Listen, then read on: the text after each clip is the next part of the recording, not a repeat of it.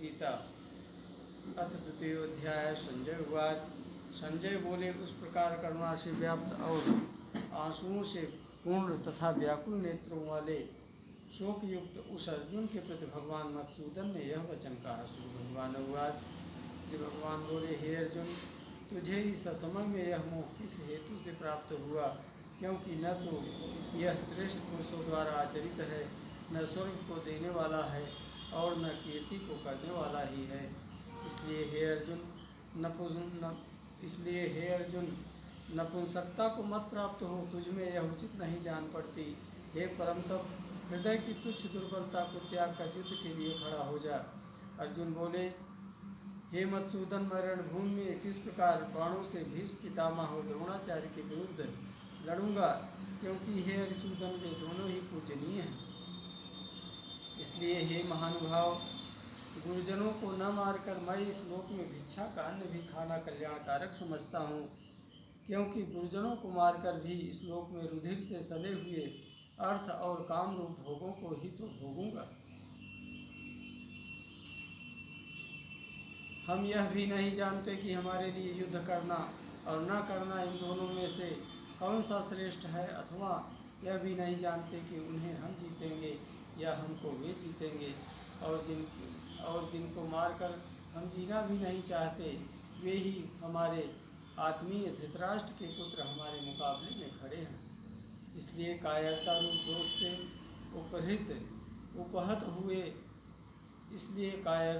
दोष से उपहत हुए स्वभाव वाला तथा धर्म के विषय में मोहचित्त हुआ मैं आपसे पूछता हूँ कि जो साधन निश्चित कल्याणकारक हो वह मेरे लिए कहिए, क्योंकि मैं आपका शिष्य हूँ। इसलिए आपके शरण हुए मुझको शिक्षा दीजिए, क्योंकि भूमि में निष्कंटक धन धान्य संपन्न राज्य को और देवताओं के स्वामी पने को प्राप्त होकर भी मैं उस उपाय को नहीं देखता हूँ जो मेरी इंद्रियों के सुखाने वाले शोक को दूर कर सके। संजय बोले, हे राजन, निद्रा को जीतने वाले अर्जुन अंतर्यामी श्री कृष्ण महाराज के प्रति इस प्रकार कहकर श्री गोविंद भगवान से युद्ध नहीं करूँगा यह स्पष्ट कहकर चुप हो गए।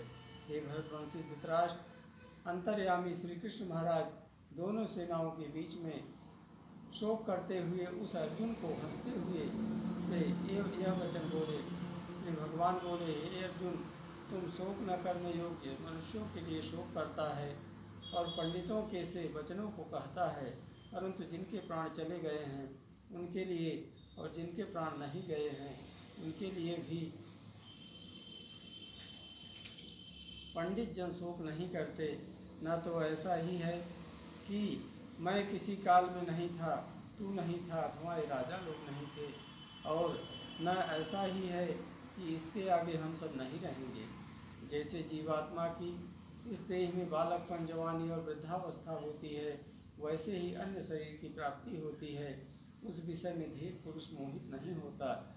हे कुंती पुत्र, सर्दी, गर्मी और सुख दुख को देने वाले इंद्रिय और विषयों के संयोग तो उत्पत्ति विनाशशील और अनित्य है। इसलिए हे भारत, उनको तो सहन कर, क्योंकि हे पुरुष श्रेष्ठ, दुख सुख को समान समझने वाले जिस धीर पुरुष को ये इंद्रिय और विषयों के संयोग व्याकुल नहीं करते, वह मोक्ष के योग्य होता है।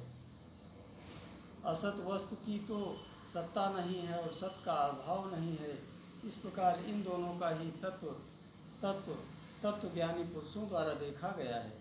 नाश रहित तो तुम उसको जान जिससे यह संपूर्ण जगत दृश्य वर्ग व्याप्त है। इस अविनाशी का विनाश करने में कोई भी समर्थ नहीं है। इस नाश रहित अप्रमेय नित्य स्वरूप जीवात्मा के ये शरीर सब नाशवान कहे गए हैं। इसलिए हे भरतवंशी अर्जुन, तू युद्ध कर। जो इस आत्मा को मारने वाला समझता है तथा जो इसको मरा मानता है, वे दोनों ही नहीं जानते, क्योंकि यह आत्मा वास्तव में न तो किसी को मारता है और न किसी के द्वारा मारा जाता है। यह आत्मा किसी काल में न तो जन्मता है और न मरता ही है, तथा न यह उत्पन्न होकर फिर होने वाला है, क्योंकि यह अजन्मा, नित्य, सनातन और पुरातन है। शरीर के मारे जाने पर भी यह नहीं मारा जाता। हे प्रथापुत्र अर्जुन, जो पुरुष इस आत्मा को नाश रहित नित्य अजन्मा और अव्यय जानता है, वह पुरुष कैसे किसको मरवाता है और कैसे किसको मारता है। जैसे मनुष्य पुराने वस्त्रों को त्याग कर दूसरे नए वस्त्रों को धारण करता है, वैसे ही जीवात्मा पुराने शरीर को त्याग कर दूसरे नए शरीरों को प्राप्त होता है। इस आत्मा को शस्त्र नहीं काट सकते, इसको आग नहीं जला सकती, इसको जल नहीं गला सकता और वायु नहीं सुखा सकता, क्योंकि यह आत्मा अछेद्य है। यह आत्मा अदाहा, अक्लेद्य और निसंदेह अशोष्य है तथा यह आत्मा नित्य सर्वव्यापी अचल स्थिर रहने वाला और सनातन है। यह आत्मा अव्यक्त है, यह आत्मा अचिंत्य है और यह आत्मा विकार रहित कहा जाता है। इससे हे अर्जुन, इस आत्मा को उपयुक्त प्रकार से जानकर तू शोक करने के योग्य नहीं है, अर्थात तुझे शोक करना उचित नहीं है। किंतु यदि तू इस आत्मा को सदा जन्मने वाला तथा सदा मरने वाला मानता हो तो भी हे महाबाहो, तो इस प्रकार शोक करने के योग्य नहीं है, क्योंकि इस मान्यता के अनुसार जन्मे हुए की मृत्यु निश्चित है और मरे हुए का जन्म निश्चित है। इससे भी इस बिना उपाय वाले विषय में तू शोक करने को योग्य नहीं है।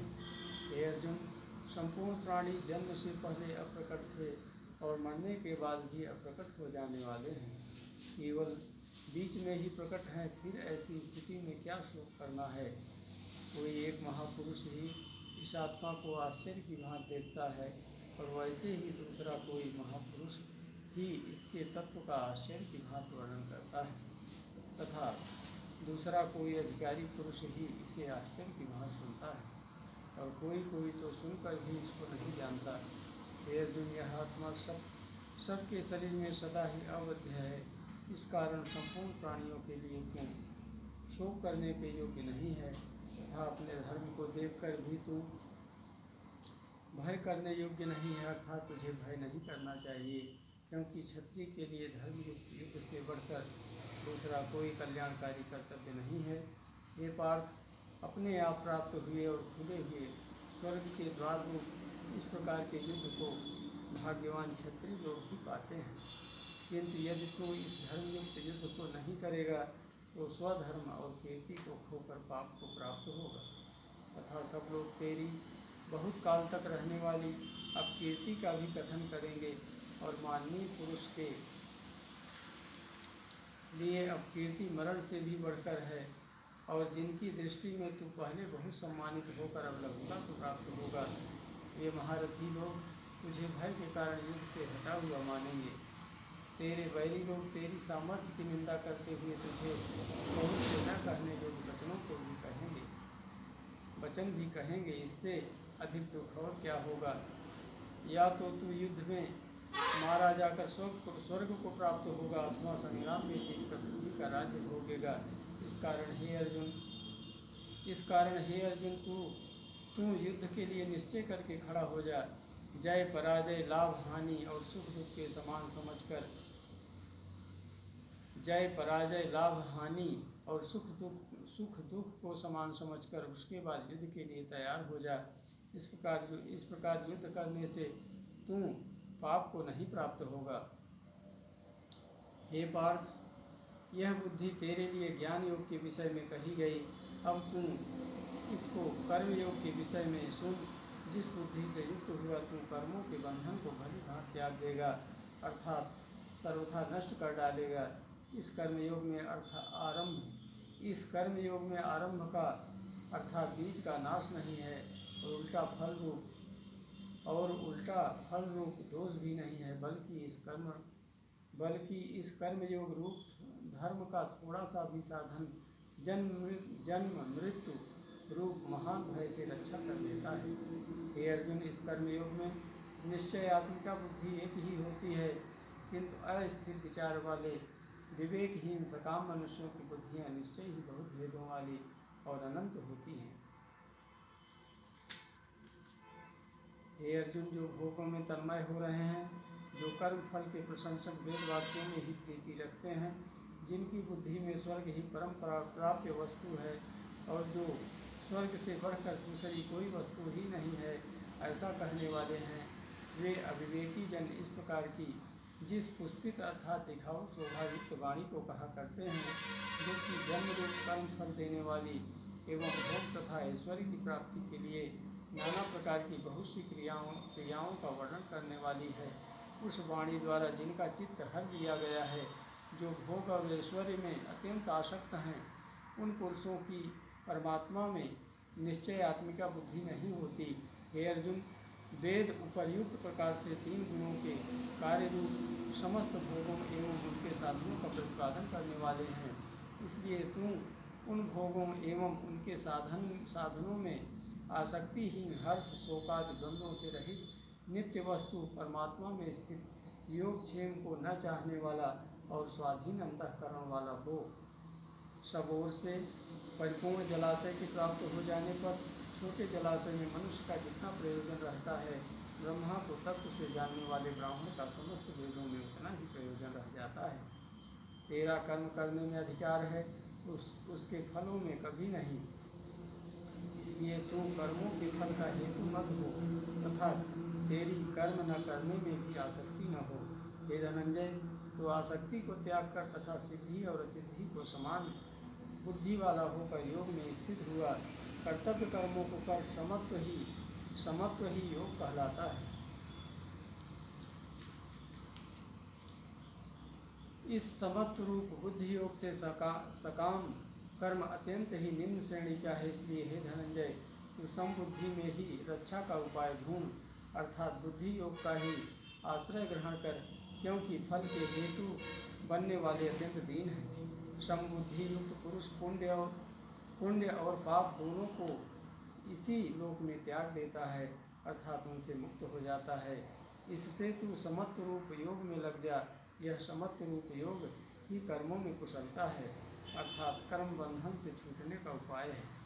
क्योंकि समबुद्धि से युक्त ज्ञानी जन कर्मों से उत्पन्न होने वाले फल को त्याग कर जन्म रूप बंधन से मुक्त हो निर्विकार परम पद को प्राप्त हो जाते हैं। इस काल में तेरी बुद्धि मोह रूप दलदल को भली भांति पार कर जाएगी। उस समय तू सुने हुए और सुनने में आने वाले इस लोक और परलोक संबंधी सभी भोगों से वैराग्य को प्राप्त हो जाएगा। भांति भांति के वचनों को सुनने से विचलित हुई तेरी बुद्धि जब परमात्मा में अचल और स्थिर ठहर जाएगी, तब तू योग को प्राप्त हो जाएगा, अर्थात तेरा परमात्मा से नित्य संयोग हो जाएगा। अर्जुन बोले, हे केशव, समाधि में स्थित परमात्मा को प्राप्त हुए स्थिर बुद्धि पुरुष का क्या लक्षण है?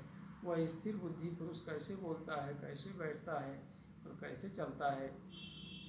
श्री भगवान बोले, हे अर्जुन, जिस काल में यह पुरुष मन में स्थित संपूर्ण कामनाओं को घनीघात त्याग देता है और आत्मा से आत्मा में ही संतुष्ट रहता है, उस काल में वह स्थित प्रज्ञ कहा जाता है। दुखों की प्राप्ति होने पर जिसके मन में उद्वेग नहीं होता, सुखों की प्राप्ति में जो सर्वथा निःस्पृह है तथा जिसके राग भय और क्रोध नष्ट हो गए हैं, ऐसा मुनि स्थिर बुद्धि कहा जाता है।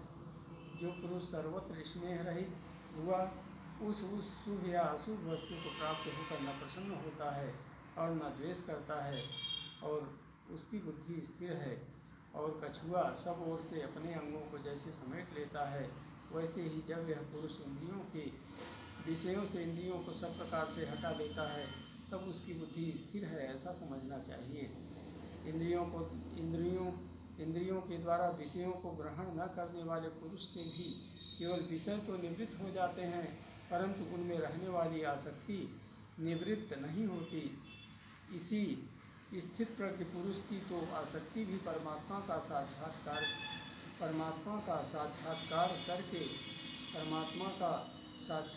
करके निवृत्त हो जाती है। हे अर्जुन, आसक्ति का नाश न होने के कारण ये प्रमथन स्वभाव वाली इंद्रियां यत्न करते हुए बुद्धिमान पुरुष के मन को भी बलात् भर लेती हैं। इसलिए साधक को चाहिए कि वह उन संपूर्ण इंद्रियों को वश में करके समाहित चित्त हुआ मेरे परायण होकर ध्यान में बैठे, क्योंकि जिस पुरुष की इंद्रियां वश में होती हैं उसी की बुद्धि स्थिर हो जाती है। विषयों का चिंतन करने वाले पुरुष की उन विषयों में आसक्ति हो जाती है। आसक्ति से उन विषयों की कामना उत्पन्न होती है और कामना में विघ्न पड़ने से क्रोध उत्पन्न होता है। क्रोध से अत्यंत मूढ़ भाव उत्पन्न हो जाता है मूल भाव से स्मृति में भ्रम हो जाता है। स्मृति में भ्रम हो जाने से बुद्धि अर्थात ज्ञान शक्ति का नाश हो जाता है और बुद्धि का नाश हो जाने से यह पुरुष अपनी स्थिति से गिर जाता है। परंतु अपने अधीन किए हुए अंतःकरण वाला साधक अपने वश में की हुई राग द्वेष से रहित इंद्रियों द्वारा विषयों में विचरण करता हुआ अंतःकरण की प्रसन्नता को प्राप्त होता है। अंतःकरण की प्रसन्नता होने पर इसके संपूर्ण दुखों का अभाव हो जाता है और उस प्रसन्न चित्त वाले कर्मयोगी की बुद्धि शीघ्र ही सब ओर से हटकर एक परमात्मा में ही भली भांति स्थिर हो जाती है। न जीते हुए मन और इंद्रियों वाले पुरुष में निश्चयात्मिका बुद्धि नहीं होती और उस अयुक्त मनुष्य के अंतःकरण में भावना भी नहीं होती तथा भावनाहीन मनुष्य को शांति नहीं मिलती और शांति रहित मनुष्य को सुख कैसे मिल सकता है। क्योंकि जैसे जल में चलने वाली नाव को वायु भर लेती है, वैसे ही विषयों में विचरती हुई इंद्रियों में से मन जिस इंद्रिय के साथ रहता है वह एक ही इंद्रिय इस अयुक्त पुरुष की बुद्धि को भर लेती है। इसलिए हे महाबाहो, जिस पुरुष की इंद्रियों के विषयों से सब प्रकार निग्रह की हुई हैं, उसकी बुद्धि स्थिर है। संपूर्ण प्राणियों के लिए जो रात्रि के समान है, उस नित्य ज्ञान स्वरूप परम आनंद की प्राप्ति में स्थित प्रज्ञ योगी जागता है और जिस नाशवान सांसारिक सुख की प्राप्ति में सब प्राणी जागते हैं, परमात्मा के तत्व को जानने वाले मुनि के लिए वह रात्रि के समान है। जैसे नाना नदियों के जल सब ओर से परिपूर्ण अचल प्रतिष्ठा वाले समुद्र में उसको विचलित न करते हुए ही समा जाते हैं, वैसे ही सब भोग जिस स्थित प्रज्ञ पुरुष में किसी प्रकार का विकार उत्पन्न किए बिना ही समा जाते हैं, वही पुरुष परम शांति को प्राप्त हो जाता है, भोगों को चाहने वाला नहीं। जो पुरुष संपूर्ण कामनाओं को त्याग कर ममता रहित, अहंकार रहित, अस्पृहा रहित हुआ विचरता है, वही शांति को प्राप्त होता है, अर्थात वह शांति को प्राप्त है। हे अर्जुन, यह ब्रह्मा को प्राप्त हुए पुरुष की स्थिति है। इसको प्राप्त होकर योगी कभी मोहित नहीं होता और अंतकाल में भी इसी ब्राह्मी स्थिति में स्थित होकर ब्रह्म आनंद को प्राप्त हो जाता है। ओम तत्सत ओम तत्सदिति श्रीमद्भगवद्गीता सुपनिषत्सु ब्रह्म विद्यायां योग शास्त्रे श्री कृष्ण अर्जुन संवादे सांख्य योगो नाम द्वितीय अध्याय। वृंदावन बिहारी लाल की जय।